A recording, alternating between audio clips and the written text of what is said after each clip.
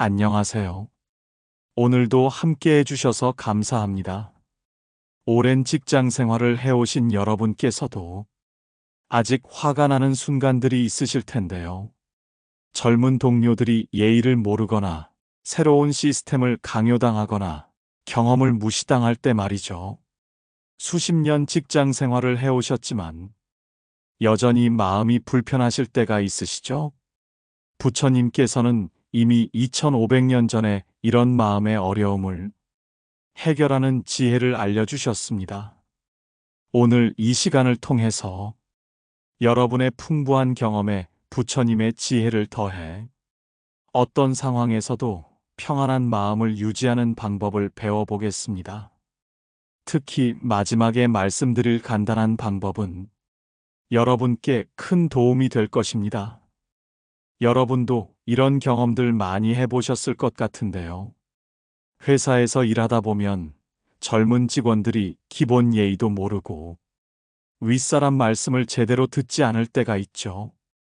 또 새로운 전산 시스템이나 프로그램을 배우라고 하는데 따라가기 어려울 때도 있고요. 본인이 오랫동안 해온 일에 대해 젊은 상사가 다른 방식으로 하라고 지시할 때도 있습니다. 그럴 때마다 속으로는 답답하고 화가 나시죠? 내가 이 일을 몇 년을 해왔는데 요즘 젊은 사람들은 정말 이런 생각이 드시는 게 당연합니다. 하지만 그 화를 계속 마음에 담고 계시면 몸도 마음도 지치게 되죠. 부처님께서는 이런 마음의 괴로움을 번뇌라고 하셨습니다. 화라는 감정이 우리 마음에 불을 지르듯 고통을 준다고 말씀하셨어요. 하지만 부처님께서는 이 화를 다스리는 명확한 방법도 알려주셨습니다. 그럼 지금부터 시니어 여러분을 위한 직장에서 화날 때 마음을 다스리는 부처님의 지혜 7가지를 차근차근 말씀드리겠습니다. 첫 번째 지혜는 멈춤입니다. 부처님께서 하신 말씀 중에 이런 것이 있습니다. 화가 날 때 한 걸음 뒤로 물러서서 보라. 그러면 화의 실체가 보인다. 이것이 바로 멈춤의 지혜입니다. 화가 치밀어 오를 때 우리는 바로 반응하고 싶어 합니다. 하지만 그 순간 잠깐만 멈춰 보세요. 구체적인 방법을 말씀드리겠습니다. 화가 날 때 마음속으로 천천히 하나, 둘, 셋을 세어 보세요. 그냥 숫자만 세는 것이 아니라 각 숫자마다 깊게 숨을 쉬어 보세요. 하나를 세면서 천천히 들이마시고, 둘을 세면서 천천히 내쉬고, 셋을 세면서 다시 천천히 들이마시세요. 이렇게 하면 신기하게도 화의 강도가 많이 줄어듭니다. 왜 그럴까요? 화가 날 때 우리 마음이 급해지는데 이렇게 멈추면 마음의 여유가 생기기 때문입니다. 부처님께서 2500년 전에 이미 알고 계셨던 것입니다. 두 번째 지혜는 관찰입니다. 부처님은 이렇게 말씀하셨습니다. 화는 마음의 불이다. 불을 끄려면 먼저 불이 어디서 타고 있는지 알아야 한다. 화가 날 때 우리는 보통 상대방이나 상황에만 집중합니다. 저 사람이 문제야. 이 상황이 말이 안 돼. 이런 식으로 말입니다. 하지만 부처님은 화가 나는 나 자신을 살펴보라고 하셨습니다. 지금 내 몸에서 어떤 일이 일어나고 있는지 살펴보세요. 어깨가 굳어지고 있나요? 주먹을 쥐고 있나요? 숨이 빨라지고 있나요? 얼굴이 뜨거워지고 있나요? 이렇게 몸의 반응을 살펴보는 순간 신기하게도 화가 조금씩 가라앉기 시작합니다. 왜냐하면 살펴보는 순간 우리는 화에 빠져 있는 상태에서 화를 보는 상태로 바뀌기 때문입니다. 이것이 바로 부처님이 말씀하신 알아차림의 힘입니다. 세 번째 지혜는 자비입니다. 부처님께서 가장 강조하신 것 중 하나가 바로 자비입니다. 자비라고 하면 어렵게 느껴지실 수도 있는데 사실 간단합니다. 화나게 하는 그 사람도 나와 똑같이 어려움을 겪고 있는 사람이라고 생각해 보는 것입니다. 예를 들어 젊은 동료가 예의 없이 행동했다고 해봅시다. 그럴 때 이렇게 생각해 보세요. 저 사람도 처음에는 저랬을 거야. 저 사람도 배우는 과정에 있을 거야. 저 사람도 나름대로 스트레스가 있을 거야. 이렇게 생각하면 화가 조금씩 누그러집니다. 이것은 그 사람의 잘못을 변명해 주는 것이 아니라 내 마음을 편안하게 하는 것입니다. 부처님은 이렇게 말씀하셨습니다.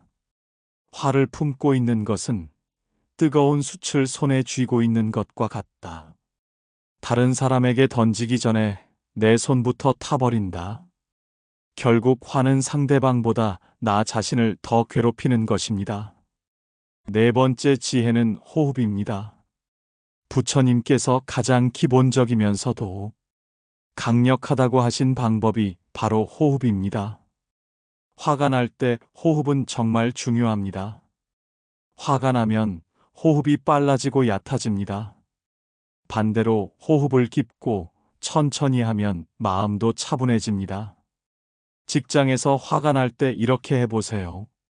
코로 4초 동안 천천히 숨을 들이마시세요. 2초 동안 숨을 잠깐 멈추세요.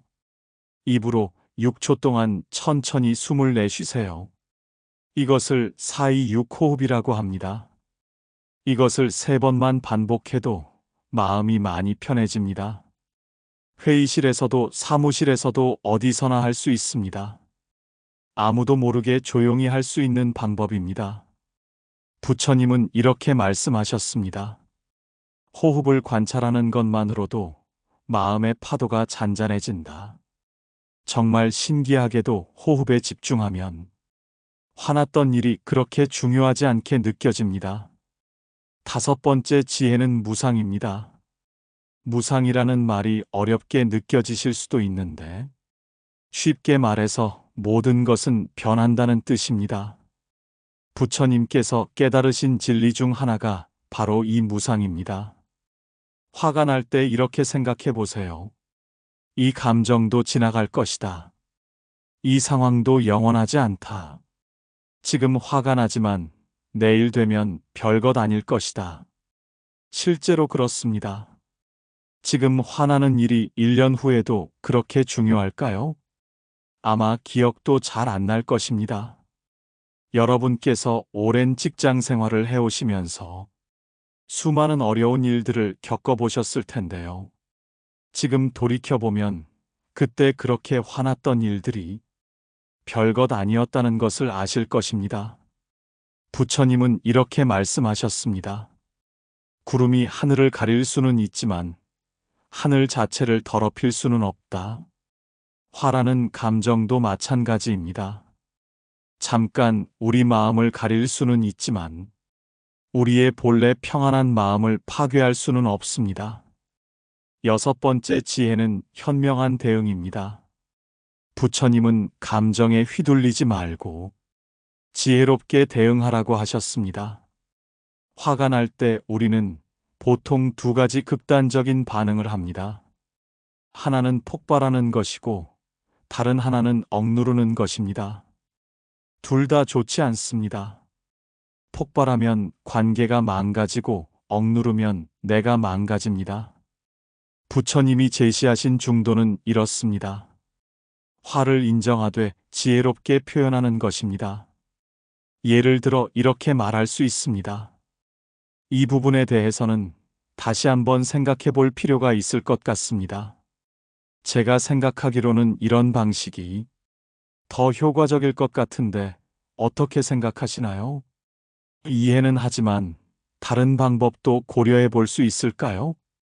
이렇게 하면 내 의견을 표현하면서도 관계를 해치지 않을 수 있습니다. 여러분의 풍부한 경험을 바탕으로 젊은 동료들에게 조언해 주시는 것도 좋은 방법입니다. 부처님은 이렇게 말씀하셨습니다. 올바른 말이란 진실하고 필요하고 친절한 말이다. 화가 나더라도 이 3가지를 지키면서 말하시면 됩니다. 일곱 번째 지혜는 감사입니다. 이것이 가장 강력한 방법입니다. 부처님은 감사하는 마음이야말로 모든 번뇌를 이기는 가장 강한 힘이라고 하셨습니다. 화가 날 때 감사를 생각하는 것이 쉽지 않습니다. 하지만 한번 시도해 보세요. 지금 이 순간에도 감사할 일들이 정말 많습니다. 건강하게 일할 수 있는 몸이 있고, 일자리가 있고, 월급을 받을 수 있고, 집에 돌아갈 가족이 있고, 오랜 경험과 지혜가 있습니다. 이렇게 생각하면 화났던 일이 상대적으로 작게 느껴집니다. 부처님은 이렇게 말씀하셨습니다. 감사하는 마음은 마음의 보석이다. 어떤 어둠도 이 빛을 가릴 수 없다. 실제로 감사의 마음이 들면 화가 신기하게 사라집니다. 둘이 동시에 있을 수가 없습니다. 그럼 이제 이 7가지 방법을 하나로 묶은 부처님의 간단한 방법을 알려드리겠습니다. 이름하여 멈춤 숨봄 행 방법입니다. 멈춤. 화가 나는 순간 3초만 멈추세요. 숨. 깊게 숨을 쉬어서 마음을 진정시키세요. 봄. 지금 내 몸과 마음에서 일어나는 일을 살펴보세요. 행. 자비와 감사의 마음으로 지혜롭게 행동하세요. 멈춤 숨봄 행. 이 방법만 기억하시면 어떤 상황에서도 마음의 평정을 유지할 수 있습니다. 그런데 여기서 중요한 것은 연습입니다. 부처님도 말씀하셨습니다. 물방울이 바위를 뚫는 것은 힘이 세서가 아니라 꾸준히 떨어뜨리기 때문이다. 처음에는 어색하고 잘 안 될 수 있습니다. 하지만 계속 연습하면 자연스럽게 몸에 배입니다. 평상시에 화가 안 날 때도 연습해 보세요. 지하철에서 사람들이 밀칠 때, 엘리베이터가 안 올 때, 커피가 식었을 때, 이런 작은 상황에서부터 연습하시면 됩니다. 여러분의 오랜 경험에 이런 부처님의 지혜를 더하시면 더욱 현명하고 평안한 직장 생활을 하실 수 있을 것입니다. 부처님의 지혜를 현대 직장 생활에 적용하는 몇 가지 실용적인 방법도 말씀드리겠습니다. 첫째, 화가 날 것 같은 상황을 미리 예상해 보세요.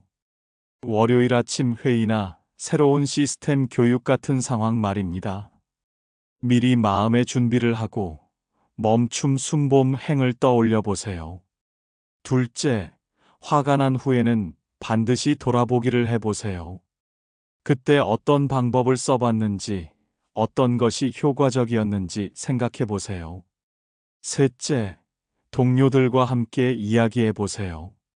서로 화나는 상황을 이야기하고 어떻게 대처했는지 나눠보세요. 넷째, 감사일기를 써보세요. 매일 직장에서 있었던 감사한 일 3가지씩 적어보세요. 그러면 전체적으로 직장 생활에 대한 관점이 바뀝니다. 부처님은 이렇게 말씀하셨습니다. 마음이 평안하면 온 세상이 평안하다. 여러분이 마음의 평정을 유지하시면 주변 사람들도 영향을 받습니다. 화내지 않는 사람 주변에 있으면 다른 사람들도 덜 화를 내게 됩니다. 이것이 바로 부처님이 말씀하신 자비의 영향력입니다. 혹시 이런 생각이 드실 수도 있습니다. 이렇게 하면 내가 만만하게 보이는 것 아닌가? 절대 그렇지 않습니다. 오히려 어떤 상황에서도 침착함을 유지하는 사람이 더 존경받습니다. 여러분의 오랜 경험과 지혜에 이런 평정심까지 더해지시면 더욱 훌륭한 모습이 될 것입니다. 부처님은 자신도 많은 비판과 공격을 받으셨지만 항상 평정심을 유지하셨습니다. 그래서 더 많은 사람들이 부처님을 따르게 된 것입니다. 진정한 강함은 화를 내는 것이 아니라 화를 다스리는 것입니다. 지금까지 부처님이 알려주신 여러분을 위한 직장에서 화날 때 마음을 다스리는 7가지 지혜를 말씀드렸습니다. 다시 한번 정리해 드리겠습니다. 첫 번째, 멈춤의 지혜. 화가 나는 순간 3초만 멈추기. 두 번째, 관찰의 지혜. 내 몸과 마음의 반응 살펴보기. 세 번째, 자비의 지혜. 상대방도 어려움을 겪는 사람이라고 생각하기. 네 번째, 호흡의 지혜. 4-2-6 호흡으로 마음 진정시키기. 다섯 번째, 무상의 지혜. 이 감정도 상황도 지나간다고 생각하기. 여섯 번째, 현명한 대응. 화를 인정하되 지혜롭게 표현하기. 일곱 번째, 감사의 지혜. 현재 상황에서도 감사할 일 찾아보기. 그리고 이 모든 것을 하나로 묶은 멈춤, 숨봄, 행방법. 이 방법들이 처음에는 어색하게 느껴지실 수도 있습니다. 하지만 부처님도 말씀하셨듯이 연습이 완벽을 만듭니다. 하루 한 가지씩만 실천해 보세요. 한 달 후에는 분명히 달라진 자신을 발견하실 것입니다. 그리고 주변 사람들도 여러분의 변화를 느낄 것입니다. 화를 잘 내지 않는 어른으로 소문이 날 수도 있습니다. 그럼 직장 생활이 훨씬 편해지겠죠? 부처님은 이렇게 말씀하셨습니다. 1000명의 적을 이기는 것보다 자신을 이기는 것이 더 위대하다. 화라는 감정을 이기는 것도 마찬가지입니다. 자신과의 싸움에서 이기는 것입니다. 여러분은 지금 이 영상을 보면서 이미 그 첫걸음을 내디뎠습니다. 정말 훌륭하십니다. 여러분의 오랜 경험과 지혜에 부처님의 가르침을 더해서 더욱 평안하고 행복한 직장 생활을 하시기를 바랍니다. 마지막으로 부처님의 말씀 하나 더 전해드리겠습니다. 평안한 마음을 가진 사람은 어디에 있든 평안하다. 여러분도 어떤 직장에서 어떤 상황을 만나더라도 항상 마음의 평안을 유지하시길 바랍니다. 부처님의 지혜가 여러분의 직장 생활을 더욱 행복하게 만들어 드릴 것입니다. 다음 영상에서는 인간관계에서 상처받았을 때 마음을 치유하는 부처님의 가르침을 준비했습니다. 직장뿐만 아니라 모든 인간관계에서 도움이 될 거예요. 오늘도 끝까지 들어주셔서 정말 감사합니다. 부처님의 자비가 여러분과 함께 하시길 바라며 등불 편지였습니다. 모든 존재가 행복하기를. 나무아미타불.